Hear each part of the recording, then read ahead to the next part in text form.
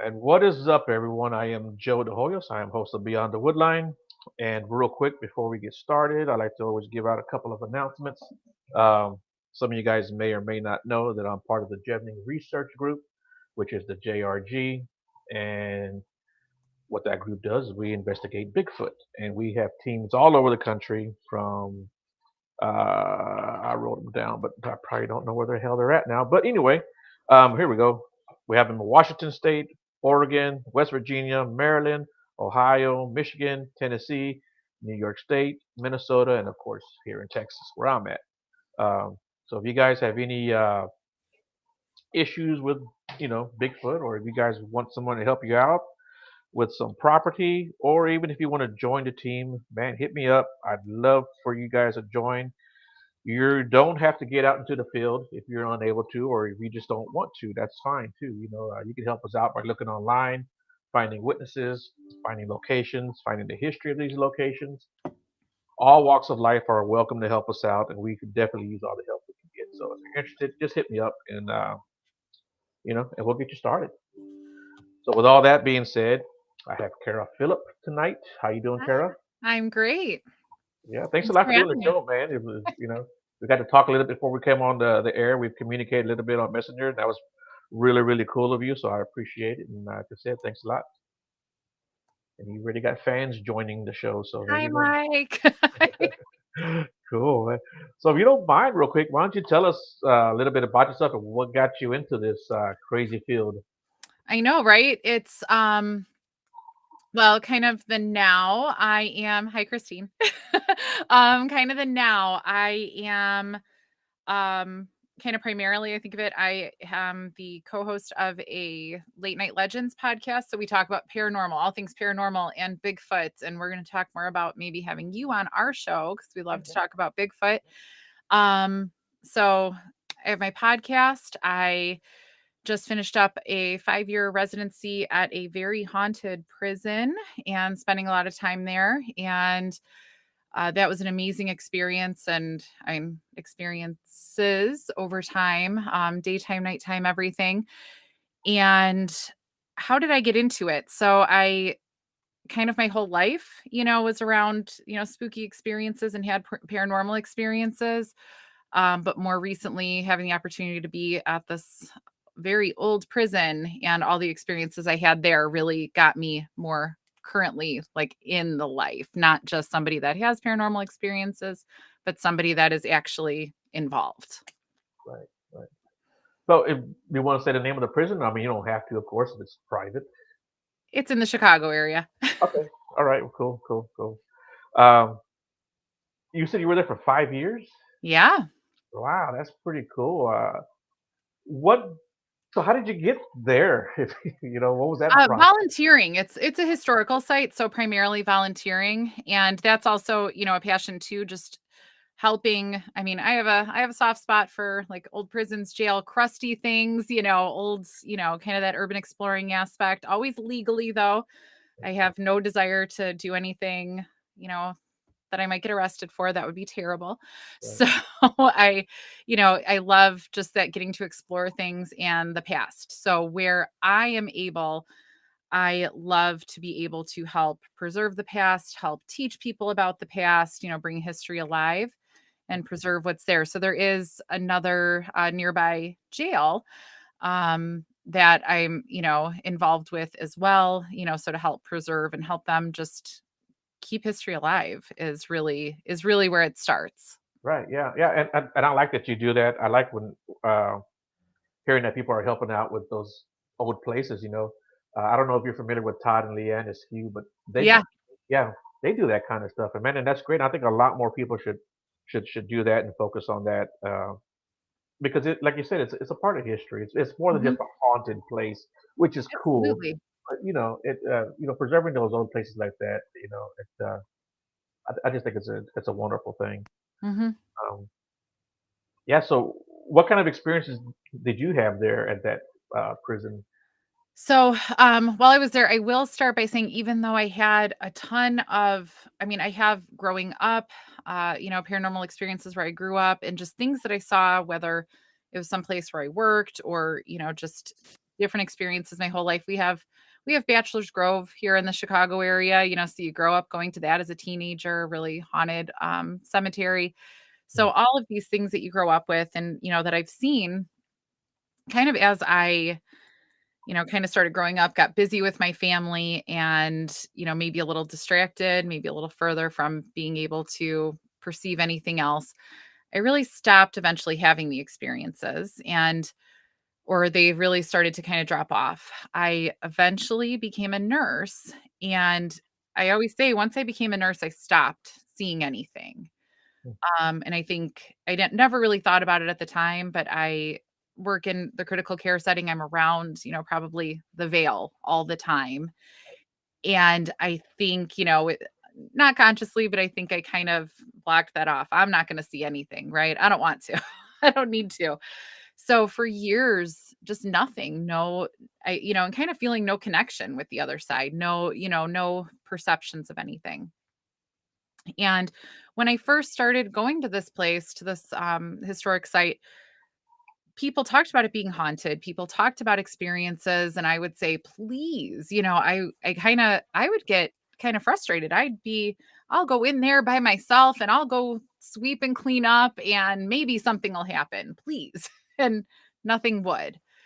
Admittedly, I would sometimes, every now and again, I would kind of hear whispering or I would see something and I would be like, and I would say to a friend, did you hear that? Did you see that? And they would, we would share experiences and, see things, but it was never kind of enough for me to believe it. Right. It didn't smack me in the face enough. I was like, well, even though she heard that whispering, that didn't happen.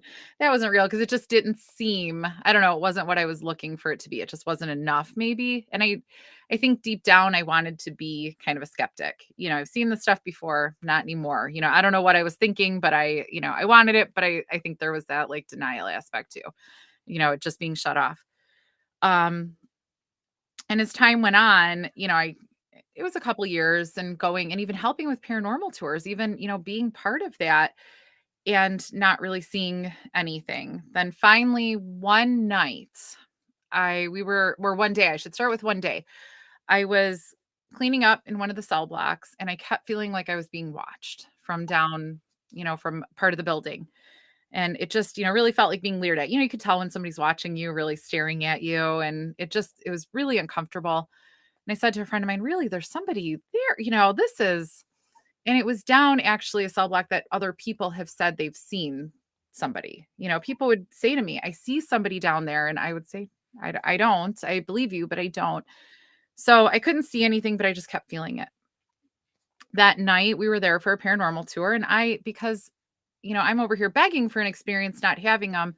I was always willing to go put my back to the darkness, go down the cell block. Nothing's going to happen. I was more afraid of the living than the dead, right? So the dead aren't gonna do anything to you, but we will see that I like to run. mm, So some guests said, "Can we go down there? I hear something. Do you hear something?" And, sure enough, we heard, like, keys, like old keys kinda clanging as somebody walked. And I said, "Oh, no," because we all hear this. So nobody's down there, right? And we see, like, a point of light, kinda like somebody's holding a flashlight, but it's not bright, it's not illuminating anything, it's just like a point of light. And I thought, "Oh, no," because we all see this. We all see this, we all hear this, and it's kinda like it's walking towards us, and they said, "Can we go down there?" I said, "Sure, I'll walk with you." We go down there, and we kinda keep hearing it and seeing it, but then it kinda goes away. Okay, I can pretend that didn't happen, even though, again, right, it was another shared experience, we all heard and saw it, but I'm going, "Well, that wasn't nothing happened." Um, so then, a little bit later, 10, 20 minutes later, another set of guests, say, "Can we go down there? I keep hearing something. Can we go down there?" And I said, "Oh, sure. Let's go down there." And the key sound was a little louder and it was just, it felt a little more ominous and I felt like somebody was watching me again, like I felt earlier in the day, right? That same exact feeling that as the morning. And then all of a sudden, just in front of me, just a big, is it, I say like a mass. It's, not even a shadow, but just like a big outline, big of a person, just it was definitely, not perfectly anyway, like a big shadow basically. Just stepped out right in front of me with that same sound, and I knew it was the same feeling as earlier. I just knew that this was what was watching me. I knew it's what we were hearing earlier, and, very brave handling emergencies me said, "Oh," and I ran. I turned around and ran. I just left. I made it like, I made it to the group of people. I didn't leave, the prison or anything. I made it to the next group of people and I said, uh, oh my goodness, and somebody that worked there said, knowing what I do for work goes, nice to see how you handle emergencies. And I said, this is different. This is stop. So, and so I now, kind of towards the end, I call him my guard. He was clearly a guard. It's guards at night that are walking through the halls. And just the way he was looking, maybe not sure what I was doing as I was walking earlier. I was walking in and out of the cells, cleaning them earlier that day. I think just watching, like, what are you doing? Like, why, who do you think, why are you doing this? And just that look and just that, hearing the keys, seeing the flashlight, just kind of that ominous, feeling a little bit. We've heard footsteps, like guard footsteps, above us on a metal, I don't want to say grate, metal plate that's over the grates. And we've all kind of had experiences with this entity, and I really believe it's the same one since then. We had right before that opened up a cell block that was sealed up before that. And so we think once we opened it, he was able to start passing freely.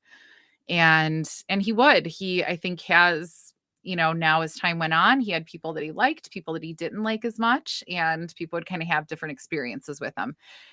After a while, I did not feel like it was ominous. I wasn't scared. I didn't feel like I had to run. I felt like he would be just up. Sometimes I would see somebody just like, whether it was the same one or not, somebody kind of leaning over the gallery watching, just kind of looking, or I would see a shadow walking. And that got to be a really normal feeling. And, when investigation groups would come, even there was a Estes session that it was, said they were the guard and, was able to name some of us and who they liked and who they didn't like. And so that's my favorite story because it's my favorite entity there. There's a lot more stories I can tell them for, days, but that's my favorite because that was so from that point on, and that's part of the reason why it's my favorite. From that point on, I guess whatever it was, I started to believe what I saw. So Right. instead of hearing the whispers, and so did somebody else, or seeing the shadow walking and somebody else saw it, instead of saying, that didn't really happen, even though both of us saw it, that didn't really happen. Now I'm like, yep, that's happening. Like I could trust myself and I could believe, this is what's happening. So from there forward, it was really normal. And I could feel kind of connected, and to know, like if I walk into a space, yep, it's dead tonight. Nothing's going to happen. Or wow, do you feel that? And to know you're going to see something. And every area has a different, kind of, different kind of spirit that you're going to encounter, different kind of, vibe, basically, for lack of a better term.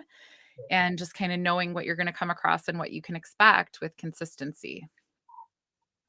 Yeah, and it's funny because you made me think about something when you were talking about how like you got married and what have you. That Mhm. was kind of my same thing too because I grew up believing in all this stuff, and even when I got old enough to cut grass, that's what I would do with the money I was earning. Was buying books so that I could read all this Oh, stuff. And whether it was paranormal, UFO, Bigfoot, whatever I could find at that time, because there wasn't like a whole lot. yeah. Uh, but if I could find a book on it, that's what I would do. I would buy those books. But then after high school, went to college, got married, had kids, life, Mhm. life starts happening. So I kind of put Yeah. that off to the side. And uh, then when the Bigfoot show started coming out, I started paying more attention to that and getting more involved in that. And I think opening up to that is what led to my paranormal experiences. So Yeah. yeah, and so yeah, so that just made me think about that I had never thought of it that way. That me opening myself up Mhm. allowed the other stuff to kind of come through. Yeah. Well, and life is noisy, right? Especially when you have little kids, like literally noisy, but also just what do we have to get to? What do I have to do next? It's all of these things, and you're not thinking, you're not able to really center yourself or think about even your next step. You're always responding to everybody else's, Yeah. needs and next step. So for me, yeah, my kids are older now. I don't have to, I can say to them, okay, well, I'm going to go to this cool thing, at the end of July. Uh, How about you take the day off so the dogs get watched? And that's, I don't have to say, oh no, what am I going to do with the kids? I say, well, hold it down. I'll see you right. later. And that means well, that's also more fun, right? But also I get to have those experiences and really open up to what's around me. Yeah. Yeah. And that too, because as my kids got older, then I was able to do more and even bring them along. Like when Mhm. I started getting involved in the Bigfoot thing, I was bringing them to the woods with me because by the time my youngest was maybe 12, you Oh, know, how fun. and so I think I was probably using them as bait. you know, It's yeah, fine. It's yeah. fine. In retrospect, I was using them as bait. Uh, yeah, man. That's pretty cool, and it's funny how like I said, the noise from life itself. If you can eliminate that in Mhm. to some degree, I think everything else kind of opens up for you. Yeah. Yeah. So, did you ever go and investigate any other places other than the prison that you were at? So nothing, so that's why I say, like, now that it's time, that relationship has ended. So now it's time to move on to other places. So there's a jail in Crown Point, Indiana. It's actually the Dillinger. Public Enemies was Okay. filmed there, and I mean, kind of happened there, right? So that one I haven't gotten to investigate, getting more involved in like just learning the history right now. But so the tough thing for me, I think one thing I learned with my time there and just in my research, the Warrens had a good theory, and probably some other people too have come up with it. When you have that time to be, kind of with the ghosts, right? You form a relationship. And also everybody is unique and their energy is unique. So you have different experiences than other people. So my hope is to get around to other places and do more investigations, but also to develop relationships at locations to have that time and exposure. Because I think, I feel like it took me that amount of time to get used to the environment and who was there, and then for them to get used to who was there. Yeah. So when it comes to the prison, so I think I look forward to other places, hopefully forming that relationship with the ghosts, as funny as that maybe sounds to say out loud in a whole sentence. But, to really, kind of immerse in their history, in their environment, and be seen as somebody that's safe for them to interact with instead of just another person coming in going, "What year is it? Right. Yeah. What did you do?" Like, and expecting them to yell back at you through a spirit box. I think sometimes that gets, I've watched a lot of people do stuff like that, and then they go, "Oh, there's nothing here." And I go, "How many people can yell at you? What year is it? Right. Are you Yeah. here? Yeah. How many people are here?" And like, I always just think they don't want to talk to you. They don't. Yeah. Yeah. Make two knocks if you're here, right? Yeah, so I Well, just make kind of want one to be knock. able I Does want to that be mean able to no? like Mhm. immerse and have that relationship. So Yeah. Um, so yeah, like as much as I can, I'm gonna tag along with friends kind of coming up. I think that's my plan for this year. I'm also in school. I work full time. I'm in school. I have the stuff going on. So, and it's just summertime. I'd like to go on a bike ride one day. I haven't yet this year. So, Right. so it's so hard to fit it all in, right? And every weekend is precious. So, in at the end of July, I'll be going with Chris Fleming's tour to Indiana State Sanatorium. So I'm really excited about that. Like I said earlier, my husband this morning out of nowhere said, "Too bad it's such a big country, that sucks." And what are you talking about? Why?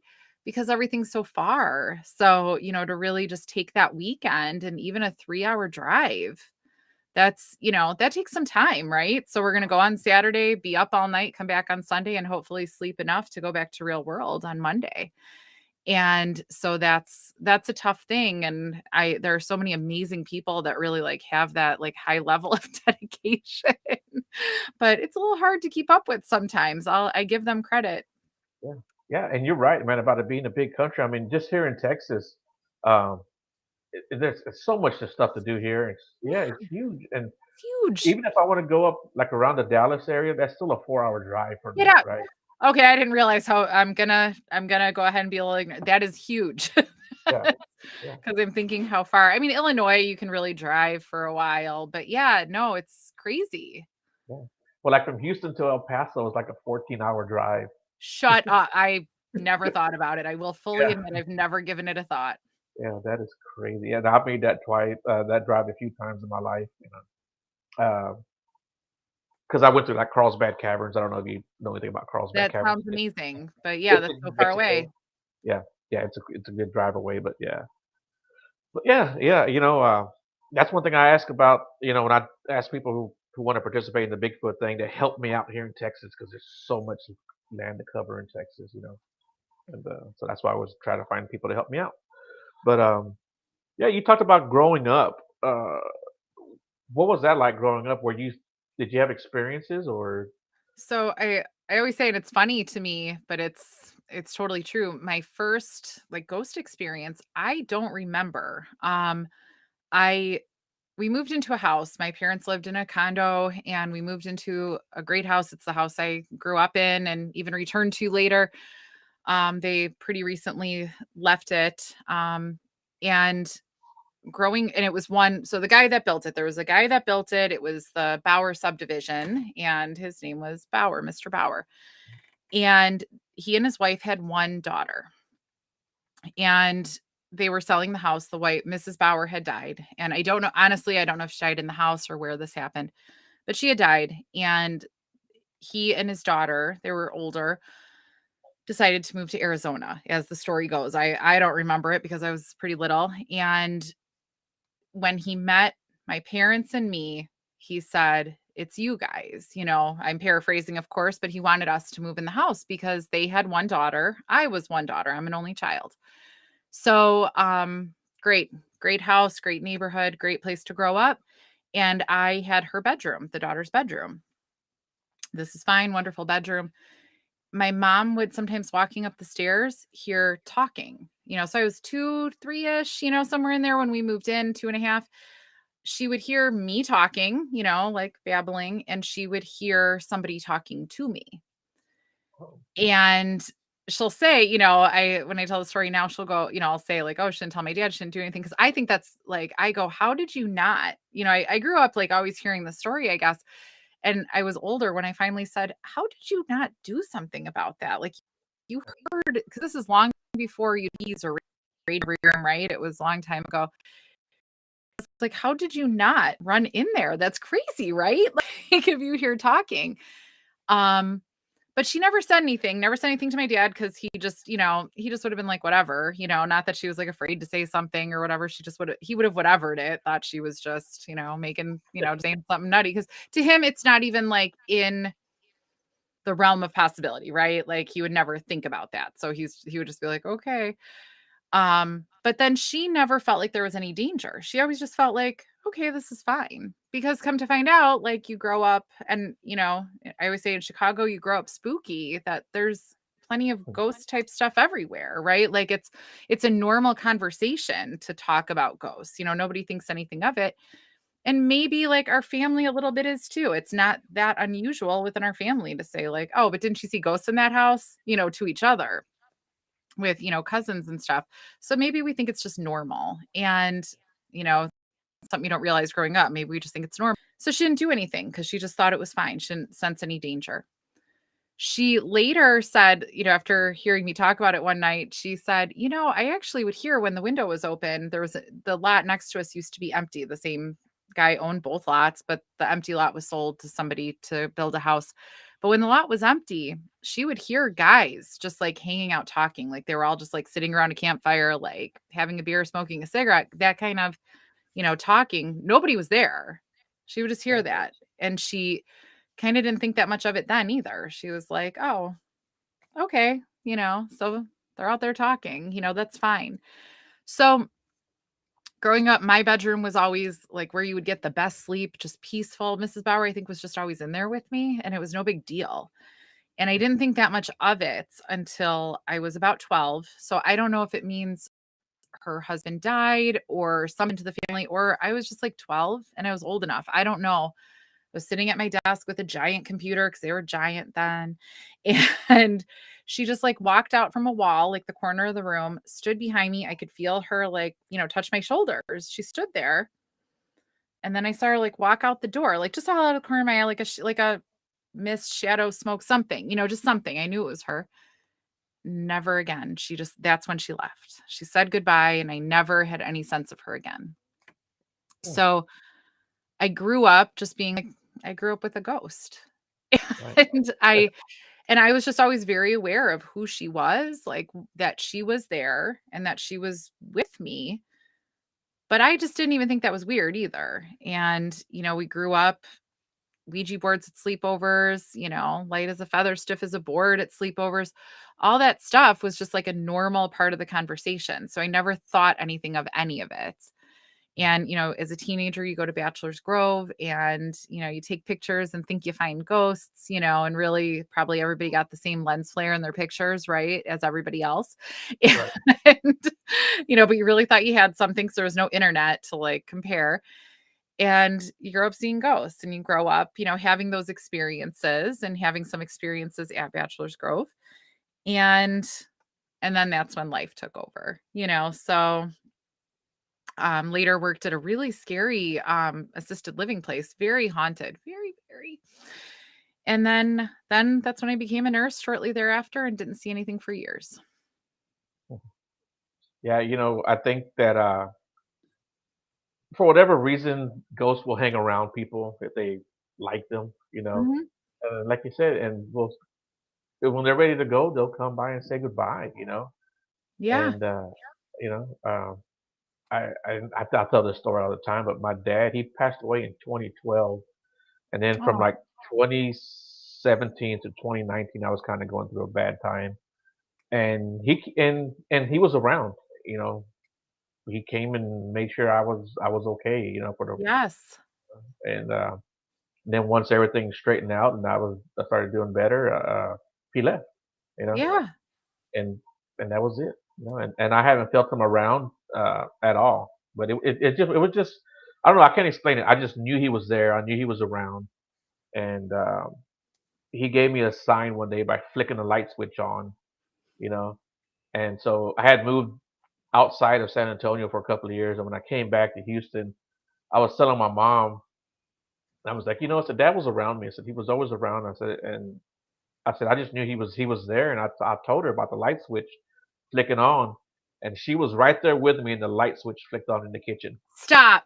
Yeah, I love that so much. yeah, yeah. It was just a perfect time. And I told her, I said, yeah, I said the hallway light flicked on, and I told her, the light came on. I heard the noise, and as soon as I said that, the light switch in the kitchen flicked on. You heard it, and you saw the light come on. Well, he was not gonna pass up that opportunity for both of you. Like, with both of you right there, of Yeah, course had to do it. Oh, I love that. yeah. Well, if you like that story, I'm gonna tell you another story I think you really love. So last year in April, my mom turned 72.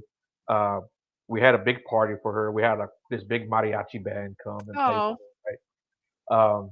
So there was like me, my brother, my sister, and our kids and grandkids were all there. And my dad's twin brother and his wife, my aunt, were there. And that was on a Sunday. On that Monday, they had plans to go to the cemetery where my dad's buried. My brother, my sister, my niece, and my uncle James and my aunt Patty were going to go too. But it wound up raining really bad that Monday, so they didn't go. And that Tuesday, I called my brother because I didn't realize they hadn't yet gone. So I called my brother and said, "Hey man, how did the trip go?" You know, and he's like, "Oh, we wind up not going because it rained." I said, "Okay." He says, "But I got something to tell you." He said, "At the party, Maddie, which is my youngest niece at the time, she was 15. He's like, she came up to me at the party and said, 'Hey, I keep hearing Grandpa's voice,' and he's saying that uh, he's glad Grandma has a party, that she deserves it, Oh. and that he loves her, right? Oh. And I said, really? And he goes, yeah. He goes, but check this out. He said, when Uncle James called me not that Monday to say, hey, let's not go because it's raining. My uncle told my brother, hey, I got something to tell you. At the party, your aunt, which is my uncle's wife, he goes, your aunt heard your dad's voice, and he told her that he was glad my mom had was having a party, that she deserved it, and that when her time comes, that he would be there for her. Oh. And my aunt and my niece, neither one of them knew that the other one had heard basically the same message. Oh, gee, I have goosebumps. Yeah, Oh. yeah, Oh. yeah. That was good confirmation for me that that he's around. Even though he's Yeah. not necessarily around me anymore, I'm glad to know that he still comes around. The family. So Well, and even it's so nice, like, because I'm sure at like a party like that, a big birthday for your mom and everything, you really are saying, "Oh, I wish dad could be here," right, and he's just saying, "Yeah, no, I am, and please do keep, doing the good things, right, and but I am here." Oh, that's yeah, oh. yeah. Yeah, that was a good story. And the Yeah. funny thing about it is that my mom and dad, they were divorced, but they still loved each other. Believe it or not, I mean, my dad, they did. My dad was something else. I'm just gonna say that, but he still loved my mom. And my mom still loved him very much. Aw. Yeah. But yeah, so I'm glad to know that he'll be there for her. When her time comes. So that's what he said. I love But that so much. yeah, yeah. And I think that gives people hope, and I hope it gives people hope. Let them know that there is Yeah. something else after this world, and that we do continue on, and that we are able to come back and visit when we want. I think that's huge. No, I believe my grandma visited me in dreams just to kind of, about when she left, stuff was, a little rocky in my life and kind of settling into things. And I think I definitely believe she would come and visit, because it wasn't just like a dream about my grandma. It was her coming back and just kind of being there with me. And I think that was really valuable for me, to just know, she's still here. She's still part of us, part of, all of this. Mhm. Yeah. And that's And huge. I really believe that some dreams are just dreams, right? Mhm. But I do Yeah, believe, absolutely. but I do believe that we can be visited in our dreams, and Mhm. I've had 3 dreams of my dad where they weren't just dreams. I just know Yeah. it. One of the weird dreams I had was I don't know where I was at. I don't know if I was like at an airport or a bus depot, but people were coming and going. People had luggage, right? Yeah. I saw my uncle Abel, my aunt B, my uncle Joe, and my dad. All 4 of them have been, have passed, and none of them said anything to me. None of them talked to me, but we all made eye contact. It was just, but I saw some other cousins that were there that are still with us, and I talked to them. But Interesting. Oh, interesting. So you talked the living you got to talk to. And so when I was telling somebody who interprets dreams about this dream, they were like, maybe you were somewhere where people come and go, you know. Did you okay, so then important question, did you talk to, like, after you woke up, those cousins, the living people, did you ask them about it? I told them about the dream, but we didn't go into depth too much. So they didn't go, "Oh my god, I talked to you last night too?" Like, Right, they yeah. didn't have that same dream? No. No. Okay, because Yeah. that would Yeah. be wild. Yeah, yeah, that would be wild. But in that dream, I introduced my grandson to my dad in that Oh. dream. So maybe that was part of it, introducing him to my little grandson. So, I don't know. Well, yeah, and, like, symbolically, just I don't even symbolically, I think is not even the word I'm looking for, but just to at, like, a bus or train depot that is, I think maybe represented to you, I feel like they put you in a space you could understand. Right. Exactly. That, that's what you would interpret it as, maybe who knows what it really looks like, but for you to be able to understand, Yeah. this is the space we're in. Yeah, like I said, people Okay. were coming and going. They had luggage. My uncle Joe, when he passed me, he had one of those little rolling luggages, and he just walked right by me, didn't say anything. Mm, same with my aunt B. She had like a bag or something in her hand and walked right by me. I love this so much. That's a really cool, like, just the thought of it that they have places to go, they have things going on, and you're all just meeting up for this little bit in the middle. I love Yeah, that. yeah. And So that's like one of the reasons why I don't go to the cemetery, and it's not because like I don't believe like in visiting. I just know that my dad's around, and I don't need Mhm. to go there to visit him. If that makes sense. Yeah, no, it does. Yeah. That's such a personal decision, like going to a cemetery or not, and like, different families Yeah. feel different ways. Like for the first couple of years, I didn't go just because it was hard for me to Mhm. go. But then after I had those experiences with my dad, it's like he's around. He'll come around. Yeah. You know. Yeah. So like, what's some of your? Do you record at all? Do you have cameras or EVP So sessions? yeah, one of my favorites and some kind of I think some of our best evidence, I like live and die by my cell phone and because it's always with me. One of my actually Christine who's watching, I still am, holding on to one of her cameras. Because she's like, hey, for taking pictures, try this. And it's so much fun to use something else and have different tools, I have a voice recorder. I have, her real camera. I have all of these things, but I think for me, I just always have my cell phone, right? So I always just have extra batteries for that. Um, my favorite is just like we go into a space and start filming. Maybe somebody else again, like cell phone, just kind of laziness. Like we love the Necrophonic app. That's so easy and it's right there with you all the time rather than like carrying around a spirit box or another recorder. Um, so some of our best stuff, honestly, has just been like somebody with their Necrophonic app and me just recording, and you get some cool things. Probably my coolest, and I just happened to be taping when we were just like hanging out. My coolest was we were standing, just kind of a group of us in a space, and and I laugh because it was just such a funny experience too, like and spooky. Um, my friend Rob and I were across the room for each other. Other people, including Christine, were present. Um, but we were just standing there and we're kind of talking. I think using the Necrophonic app maybe, and we heard I a breath. The breath just just super loud, and it was not an EVP, it was direct, voice phenomena. We heard it. But the funny thing, I heard that and I thought it was my friend Rob across the room. And I was like, and in my head, I distinctly remember going, why is he being so weird? Why would he do that? Like, who is just sitting in this room going, so then there's just silence, just absolute silence. None of us are saying anything for what felt like a long time. And I remember thinking that was so weird of him.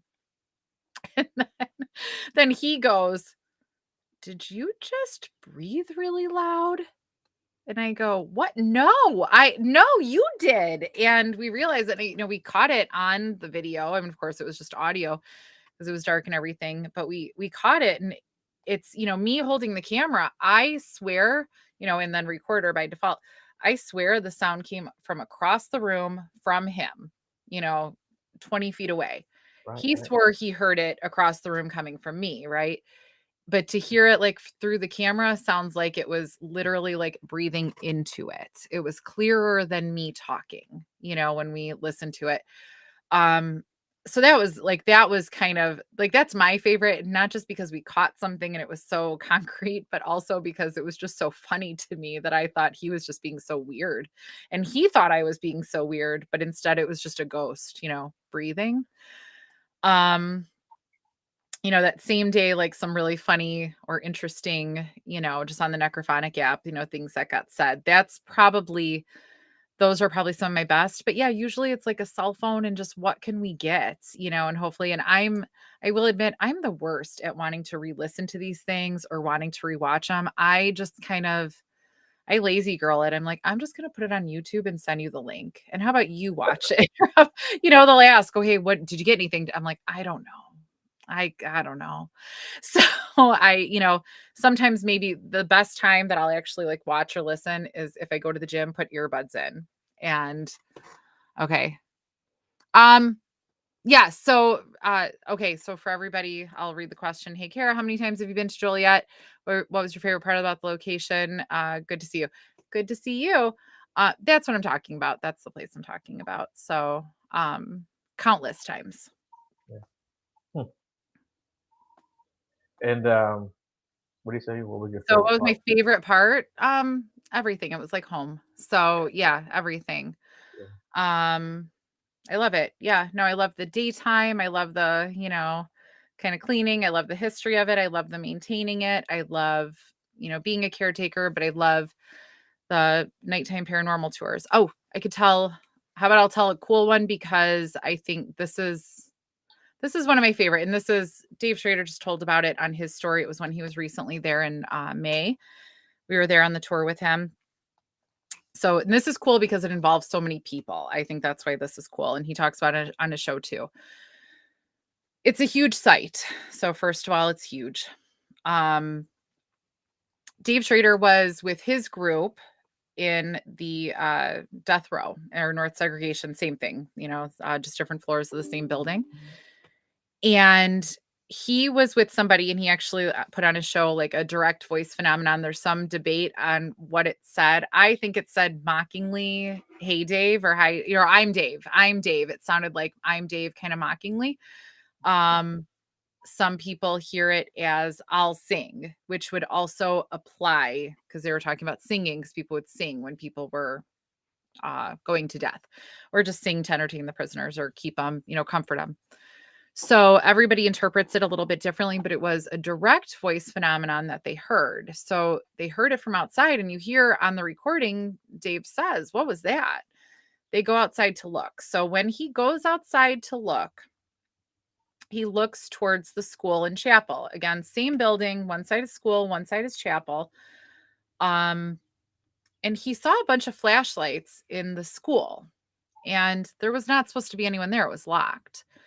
And, it was like a 5 or 6 flashlights really kind of almost looking, we kind of said, "Oh, it almost looked like somebody doing their own investigation or their own tour." It was dark but nobody should have been in there.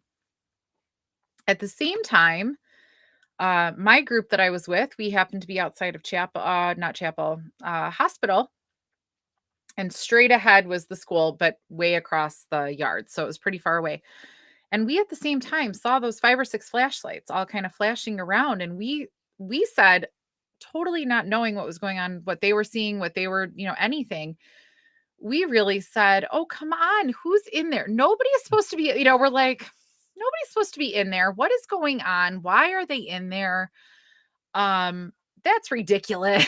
What are they doing? That's off the tour. And we were saying, "What are we going to do about this rotation here?" Because now we got to rotate sites and that's not part of the rotation. We're all just kind of ing about it. Then we did see Dave went in with one of the other employees. So 2 flashlights. We saw their flashlights walk across once and walk back after all those flashlights. Because we found out Dave did go in with one employee and they walked, there and back just to see like what's going on. They never found anything. They left, locked it all back up. It was all locked the whole time and went back to their group. Nobody thought that much of it. We're just like, "Oh, who are those yahoos and walking around in the school when you're not supposed to? And is that on the tour now? Did we change plans and somebody didn't share the information? Who knows?" To find out that like so many people witnessed this. So many people saw those flashlights. And right away, somebody went and checked. Everything was still totally secure. Nobody was there, and those were bright flashlights. It wasn't just like a point of light, and so many that's probably I don't wanna say I don't know if it's my favorite, but it's my most recent really cool story that is amazing because so many people experienced it, and people that were there their first time ever, saw those flashlights and had no idea that they weren't real. And so then that's the question too, like with that, what did we see? Because that it looked maybe like a ghost hunt. Did we see like, time slip? Because when we talk about hauntings, is it, time folding in on itself? Who's haunting who kind of a thing? Or is it a sentient spirit really still lingering? Or, what is it exactly? And that was if we're thinking about, and I think it's all of the above whenever you're talking about hauntings, it could be any of those. And with that one, I feel like we just saw like a little bit of the future, a little bit of the past. Somebody was haunting somebody and who knows who it was. Yeah. We just saw time fold a little bit because that looked just like 6 people walking through with flashlights at night on a ghost hunt. So that Yeah, was that's cool. I thought that was the coolest, and I feel like that original, like, direct voice phenomenon from just outside, like, to get his attention, I think was to get his attention to make him come see it. hmm, Like, "Come on out. Come look at what's going on out here." right. And he came out and saw it and was like, "What's happening?" Yeah, yeah, that's So pretty crazy, and I never thought about it like that, like a time slip. mhm. I I think there is like residual hauntings, of course, and yeah, but I never thought about it like that. Maybe it's a time slip, and maybe we're just seeing the different times, like in the timeline, and Did maybe something even that same was it the same night or the other? It was a two-night investigation. Even one of the nights, might have been the same night, we were in one of the cell blocks, and there's something that doesn't feel good, at least to a couple of us. Maybe not everybody, but something that maybe doesn't like some of us. And I never not ever stand there. I never hang out right there. I will always just kind of say, I'll be over there. And I keep walking. So that night, Dave was with our group in that area. So of course, I mean, let's be honest, I went with him. I enjoy hanging out with him. It's cool. So I went and pretty quick just followed him right with the group and I was actually recording. Fortunately, that made it a lot cooler. The story is more verified, I guess, by recording.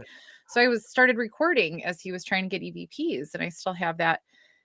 And two of my friends had lingered behind in that same spot that I don't like. So I certainly wasn't there. They lingered kind of looking because you can almost see, light isn't right, is how we describe it. It's just not right. Something is there, and they lingered. They both independently turned around, looked back, and saw me, that I was, like, leaning behind something behind them. I didn't say anything to them. One of them said, "Oh, you were probably just, like, looking at your phone, your face was lit up. Like, I saw your hair, I saw your face, it was lit up like you were holding your phone." The other one said, "Yeah, I don't know about that, but, like, I looked back and I saw you. You were very much there." They both kinda turned around, like, said something to me, and I didn't answer. They turned around to be like, why is she ignoring us now? What's going on?" And I wasn't there, like, suddenly wasn't there. They come running in, and I mean, it was I believe this because the way they came running in, they go, "Oh my god, you're here." "Uh-huh."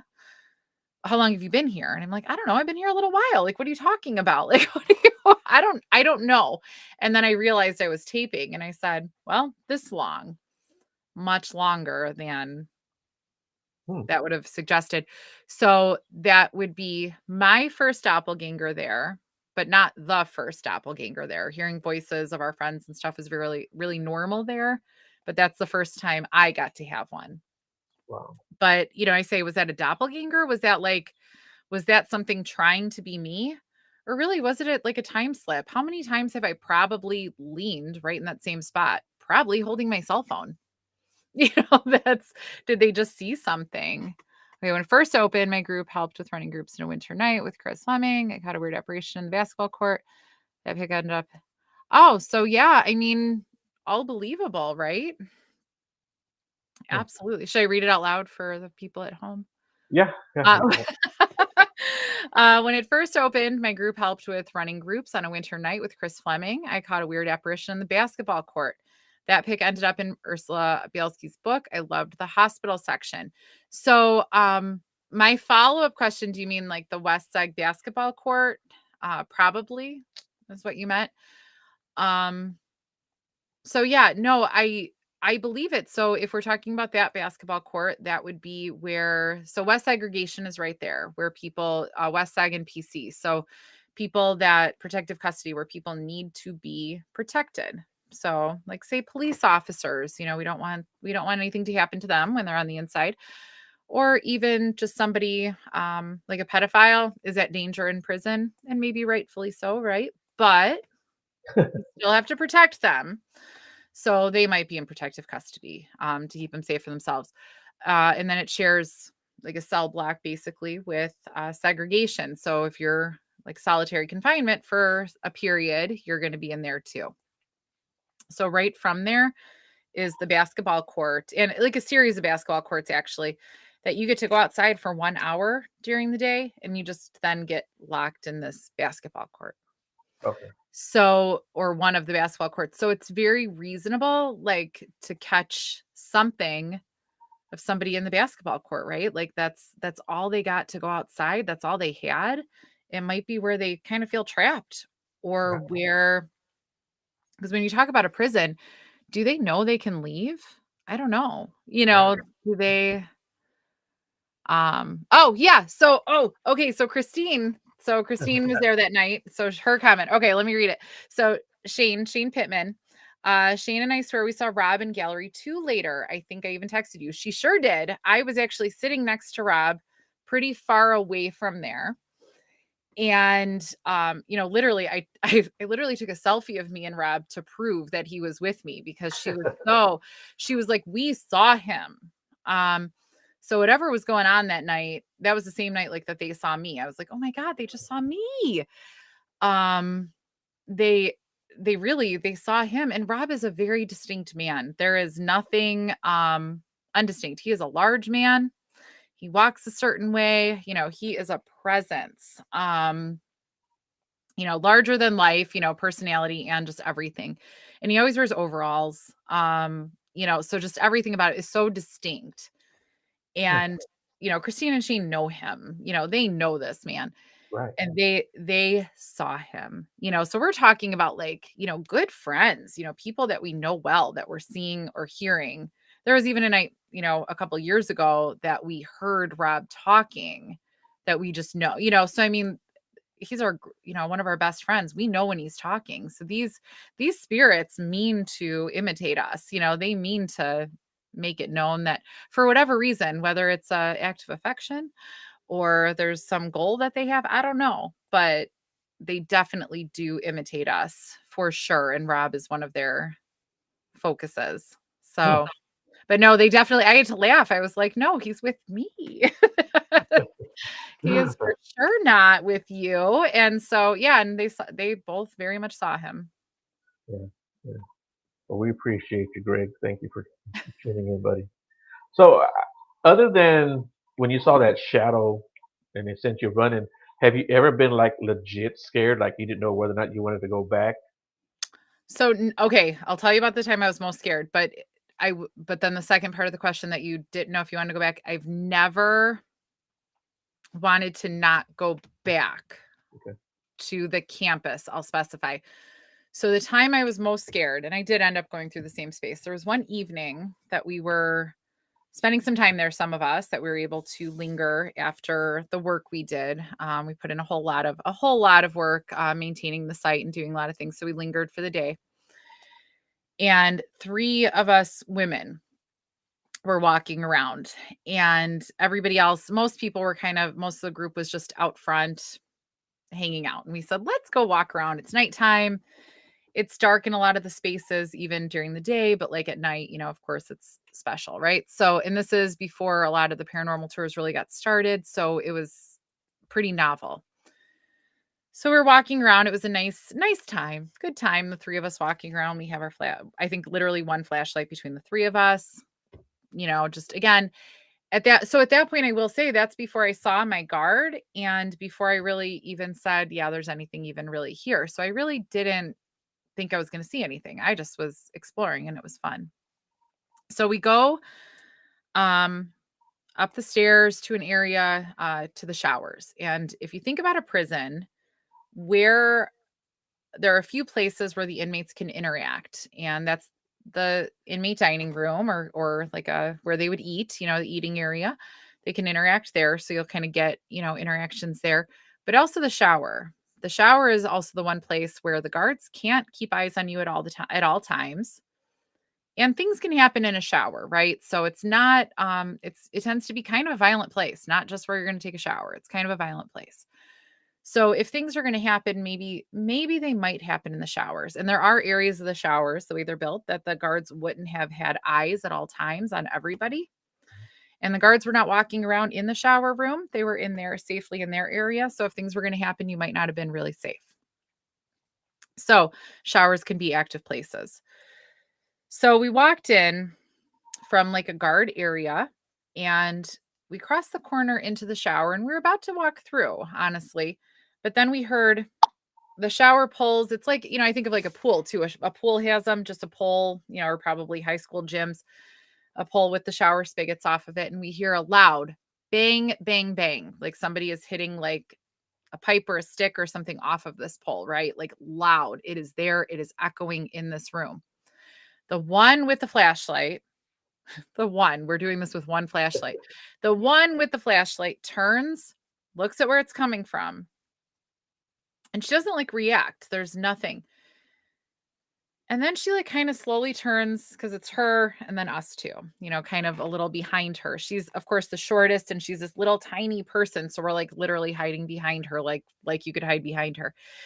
We hear this loud banging and she just kind of looks at us and her reaction was just like confused. I don't know what she was like trying to convey to us with her face. 'Cause I don't think she knew what she was trying to convey. But so she starts turning and literally she like turns her whole body with the flashlight.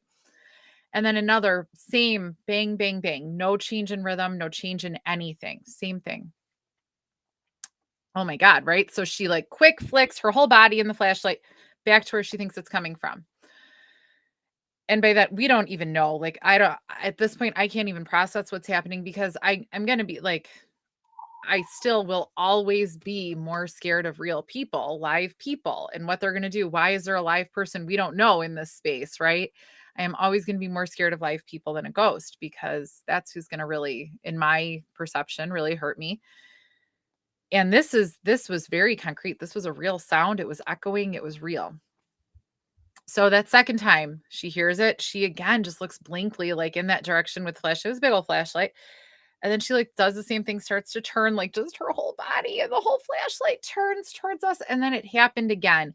In that moment, she just like her face just like dropped. She didn't turn again. She just like starts to turn more towards us in a moment of panic. I just, in my mind, every time she turned, she was looking at a real person. I don't know what I thought she was looking at because nobody talked. It was so, like, it was just so concrete and real. I thought it was a real person. I thought something was going to happen that night. Like, I thought we were dead, honestly, because I thought it was a real person trying to scare us away. I don't know what a real person would have just said, and scared us away. Like that's all it would have taken. You didn't have to like bang on a pole three times. You didn't have to do all that. Just tell us to leave. We would have left.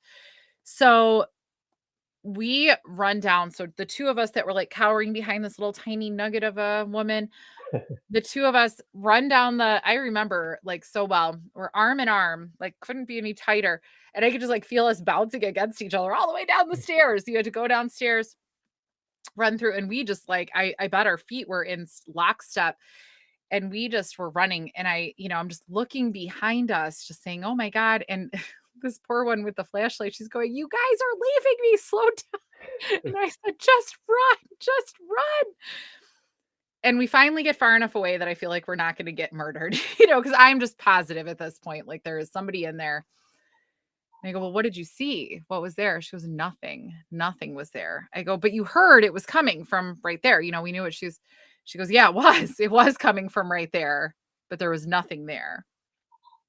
And I said, oh no. So we really wanted to leave a different way, right? I did not want to go through there. But it is a prison. So if you don't open everything up, there's only so many paths through, right? So um we didn't we had to go through there though because of the way things were locked up already and what time of night it was.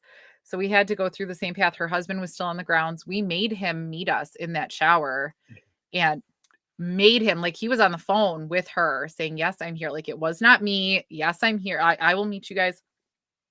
And only when we heard his voice did we even like walk close to the shower. And then only when we saw him, and then he's like, it's fine. You got like, oh my God, it's fine. Nobody's here. It's fine. Nobody's here. And then we just like sprinted through with him. So that was the most scared I've ever been because I thought it was a real person, but there was no evidence of any real person. So everybody else is like, it was for sure a ghost, you guys. Like there was no real person. And I'm like, I don't know. I was just sure it was. So I was terrified to go through that same space. I've been there since. It's fine. No big deal. Nothing like that has ever happened since. So to this day, I don't know. I don't know what it was, but that was scary. And I hated to go through the same space minutes later.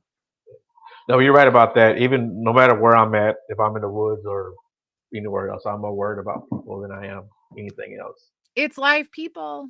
Yeah, They're the scary people, the live yeah, ones.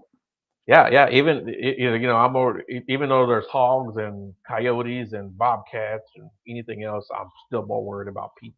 You Humans are the worst. know, right? Yep.